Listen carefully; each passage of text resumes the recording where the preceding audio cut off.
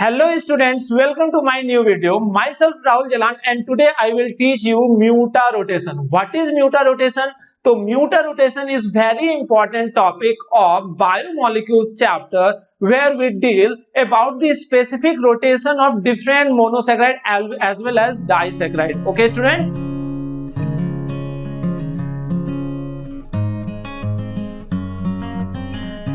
तो म्यूटारोटेशन जानने के पहले हम लोग जान लेते हैं कि एनोमर्स क्या होता है, जो कि अलग अलग मोनोसैकेराइड के साइक्लिक स्ट्रक्चर्स में देखा जाता है। तो बच्चों अगर एग्जांपल के रूप में हम लोग ग्लूकोज को लेते हैं तो क्या पाते हैं कि ये जो ग्लूकोज है डी ग्लूकोज। ओके, तो डी ग्लूकोज का दरअसल दो तरह का एनोमर हो सकता है और वो एनोमर एक्चुअली डी ग्लूकोज का साइक्लिक फॉर्म होता है जो कि अल्फा डी ग्लूकोज और बीटा डी ग्लूकोज के रूप में होता है। अगर बच्चों इन सारे ग्लूकोज के स्ट्रक्चर्स को आप लोग देखना चाहो तो डी ग्लूकोज का ओपन चेन स्ट्रक्चर जो होता है वो समथिंग लाइक दिस होता है, जो कि आप लोग देखोगे तो यहाँ 4 कायरल कार्बन होते हैं और उन चारों कायरल कार्बन पर H और OH कुछ इस तरह से व्यवस्थित होते हैं। सही है, तो ये actually open chain structure of glucose है जो कि हम लोग इस तरह से रिप्रेजेंट करते हैं। अल्फा डी ग्लूकोज जो है ये साइक्लिक फॉर्म में मौजूद होगा जिसे हम लोग कुछ इस तरह से भी लिख सकते हैं और ये स्ट्रक्चर हम लोग इन सारे स्ट्रक्चर्स को हावर्थ स्ट्रक्चर भी बोलते हैं। क्यों बोलते हैं बच्चों हावर्थ स्ट्रक्चर? क्योंकि इस तरह के साइक्लिक स्ट्रक्चर का डिस्कवरी जो है वो हावर्थ किया था, ना कि सिर्फ ग्लूकोज के लिए बल्कि फ्रुक्टोज, मैनोज, गैलेक्टोज और भी कई तरह का डायसैकेराइड जैसे कि सुक्रोज, माल्टोज वगैरह, वहां पर भी जो साइक्लिक स्ट्रक्चर होगा वो भी हावर्थ स्ट्रक्चर ही कहलाएगा क्योंकि 1927 में हावर्थ नाम का साइंटिस्ट ही इन तरह के साइक्लिक स्ट्रक्चर्स का डिस्कवरी करा था। तो अभी तो हम लोग ग्लूकोज को कंसंट्रेट करते हैं और ग्लूकोज में ये जो एल्डिहाइड है वो हम लोग यहाँ पर कन्वर्ट होता है हेमीएसिटल फॉर्म में, तो इस तरह का साइक्लिक स्ट्रक्चर बनता है जहां पर कि H और OH का रिलेटिव पोजीशन कुछ इस तरह से होता है जिसे हम लोग याद भी कर सकते हैं और हम लोगों ने ये सारा साइक्लिक स्ट्रक्चर कैसे बना है ये प्रीवियस स्ट्रक्चर में ऑलरेडी देख रखा है। अभी हम लोग सिर्फ अल्फा डी ग्लूकोज के स्ट्रक्चर को देखें जो कि ऐसा था और ये जो हम लोग अब लिख रहे हैं ये बीटा डी ग्लूकोज का साइक्लिक स्ट्रक्चर है जो कि कुछ इस तरह का है। अंतर क्या है? तो यहाँ H है तो यहाँ पर सामने OH होता है और यहाँ OH है तो सामने H होता है, यानी कि सिर्फ इस वाले कार्बन पर H और OH का रिलेटिव पोजीशन बदलने से ये दो एनोमर का फॉर्मेशन होता है। ये जो दो एनोमर है ग्लूकोज का, तो ये दोनों एनोमर का फिजिकल प्रॉपर्टीज अलग हो सकता है। जैसे कि इसके मेल्टिंग पॉइंट की अगर हम लोग बात करें तो इस एनोमर का मेल्टिंग पॉइंट 146 डिग्री होता है और इस एनोमर का मेल्टिंग पॉइंट जो होता है बच्चों कितना हो जाता है? That is actually 150 degree Celsius, जो कि याद करना होता है। लेकिन हम लोग को तो म्यूटारोटेशन के बारे में जानना है और म्यूटारोटेशन क्या होता है वहां पर हम लोग फोकस करते हैं। तो जब अगर आप लोगों से बात करा जाएगा कि क्या ये दोनों एनोमर ऑप्टिकली एक्टिव है, बिल्कुल ऑप्टिकली एक्टिव है। क्या इसे हम लोग इनैंसियोमर बोल सकते हैं? नहीं बोल सकते हैं क्योंकि ये दोनों एक दूसरे का मिरर इमेज नहीं है। क्या इसे हम लोग डायस्टेरियोमर्स बोल सकते हैं? बिल्कुल बोल सकते हैं। क्यों बोल सकते हैं? क्योंकि वो दो स्टीरियो आइसोमर जो कि एक दूसरे का मिरर इमेज ना हो वो सारा स्टीरियो आइसोमर डायस्टेरियोमर होता है और ये दोनों ऑप्टिकली एक्टिव आइसोमर है, यानी कि ये दोनों स्टीरियो आइसोमर है और एक दूसरे का मिरर इमेज भी नहीं है, इस वजह से ये दोनों डायस्टेरियोमर भी होगा। तो डायस्टेरियोमर है तो स्पेसिफिक रोटेशन सेम हो ऐसा जरूरी नहीं है। तो यहां पर आप लोग जानो कि अल्फा डी ग्लूकोज का स्पेसिफिक रोटेशन अगर अल्फा से हम लोग डिनोट करते हैं या थीटा मान लेते हैं तो इसका स्पेसिफिक रोटेशन जो होता है लगभग 112 डिग्री होता है और प्लस या माइनस तो प्लस में। और बीटा डी ग्लूकोज का स्पेसिफिक रोटेशन जो होता है बच्चों वो होता है प्लस 19.2 डिग्री।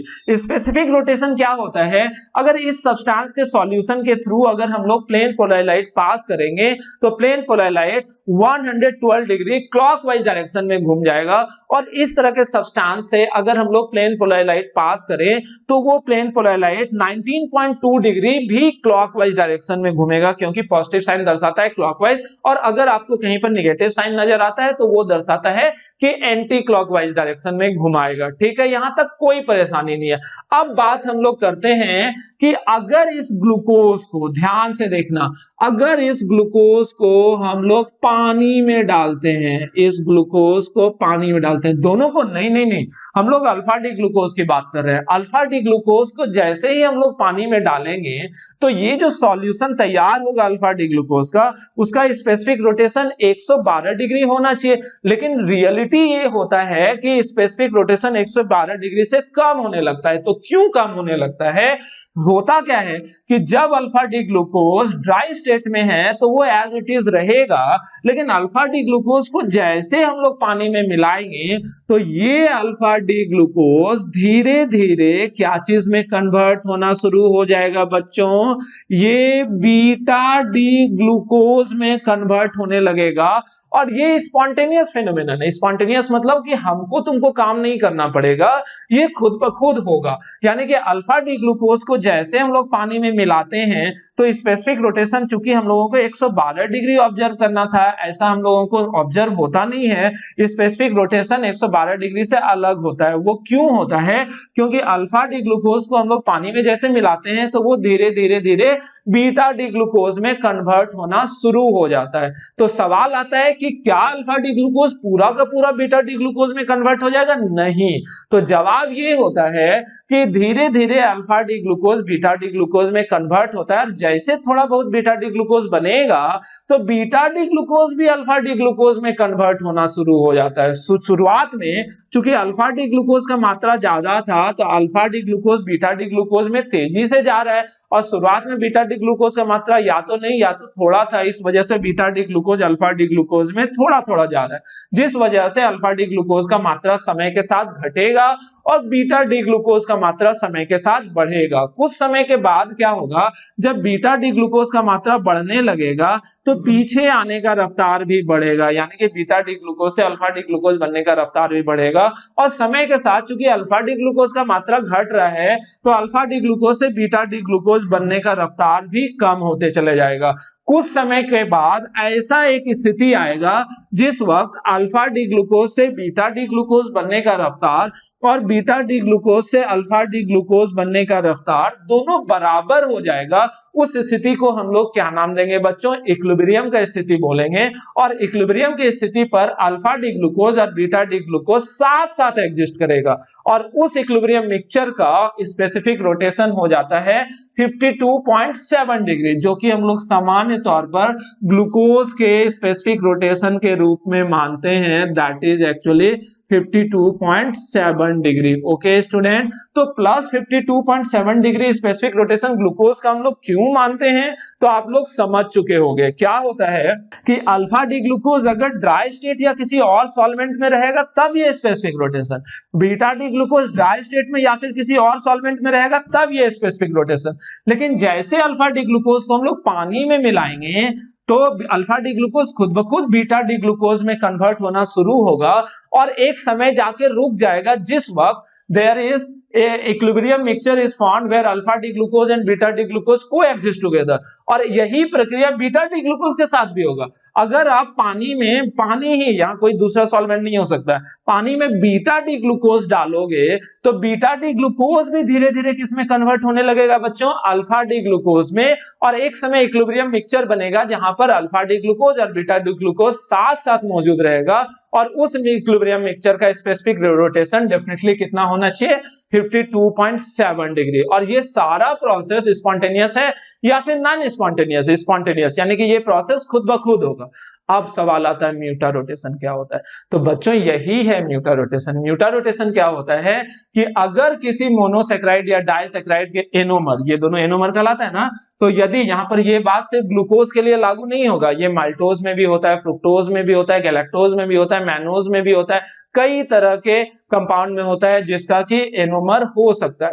तो अगर किसी भी मोनोसेक्राइड या डाइसेक्राइड के एनोमर को आप लोग पानी में डालते हो तो वो एनोमर अपने आप जो किसी और एनोमर में कन्वर्ट होता है, इस प्रक्रिया को हम लोग क्या नाम देते हैं? म्यूटा रोटेशन। ओके स्टूडेंट, तो इतना कुछ लिखने के बाद आप लोग म्यूटा रोटेशन हेडिंग तो दे दिए हो, तो म्यूटा रोटेशन हेडिंग देके आप लोग लिखो पॉइंट करके, ये अभी मत लिखो, पहले पॉइंट करके लिख लो आप लोग। When enomer of any carbohydrate, when enomer of any carbohydrate is added into water, is added into water, then is added into water, then that particular enomer is spontaneously, then that particular enomer is spontaneously converted into another enomer, is spontaneously converted into another enomer till a certain extent,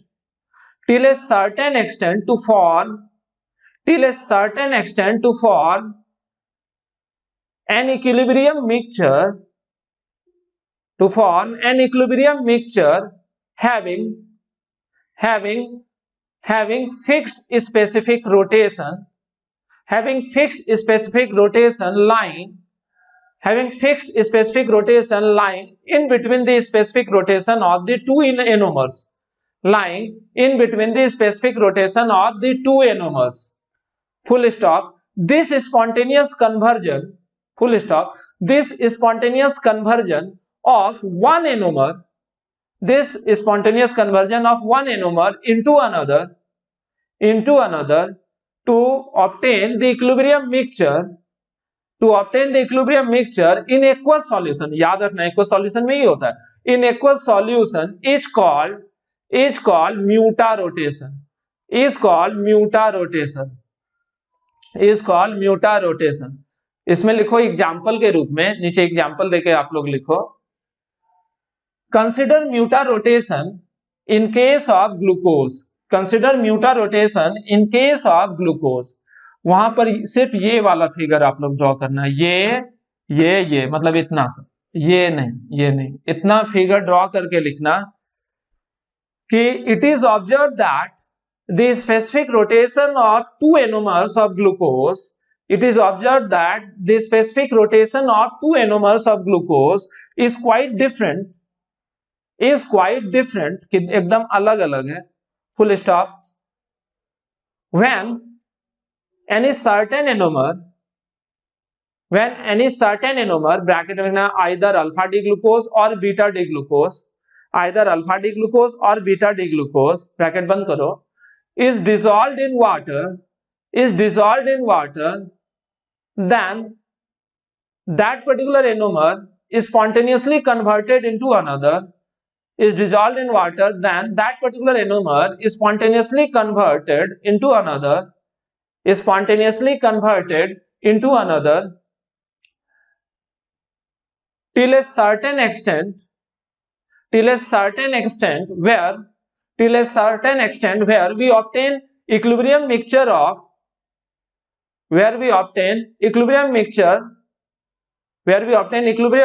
that consists both alpha D glucose as well as beta D glucose, that consists both alpha D glucose as well as beta D glucose, and the equilibrium and the specific rotation of equilibrium mixture, and the specific rotation of equilibrium mixture is plus 52.7 degree, is plus 52.7 degree, full stop। This spontaneous conversion of alpha D glucose into beta D glucose, this spontaneous conversion of alpha D glucose into beta D glucose, or beta D glucose into alpha D glucose, or beta D glucose into alpha D glucose in aqueous solution is called muta rotation, in aqueous solution is called mutarotation. एक line छोड़ के नीचे point करके लिखो आप लोग, एक line छोड़ करके पॉइंट करके लिखो आप लोग। Mutarotation is observed in various monosaccharides and disaccharides like mutarotation is observed in various monosaccharides and disaccharides like, अब नीचे बेबी डॉट कर करके ऊपर से नीचे की तरफ लिखो आप लोग, बेबी डॉट कर करके। ग्लूकोज तो है ही, ग्लूकोज लिख लो। मैनोज, MANNOSE, मैनोज, यहां पर लिख देता हूं मैं, ग्लूकोज, मैनोज, गैलेक्टोज, ओके ये सब तो मोनोसेक्राइड है। और भी फ्रुक्टोज और माल्टोज। माल्टोज जो है ये तो डाइसेक्राइड है, फिर भी ये म्यूटारोटेशन देता है। ऐसा याद नहीं, मन में ये बात नहीं बिठा लेना है कि सिर्फ मोनोसेक्राइड ही देता है, डाइसेक्राइड भी दे सकता है और भी कई सारा होता है। तो इतना लिख लो, ये सारा इंपॉर्टेंट है, प्रीवियस ईयर का आया हुआ क्वेश्चन है IITs का, ठीक है। तो इतना लिखने के बाद फिर नीचे दूसरा पॉइंट देके लिखो, there are various carbohydrates that does not give the phenomenon of mutarotation. There are various carbohydrates that does not give the phenomenon of mutarotation like क्या क्या, तो ये यहां पर लिख लो, सुक्रोज, सुक्रोज नहीं देता है, याद रखना, सुक्रोज डाइसेक्राइड है लेकिन ये म्यूटारोटेशन के फेनोमेनन नहीं देता है। एमाइलोज, सेल्यूलोज, ओके, और भी हो सकता है जैसे कि हम लोग देख लें स्टार्च एटसेट्रा।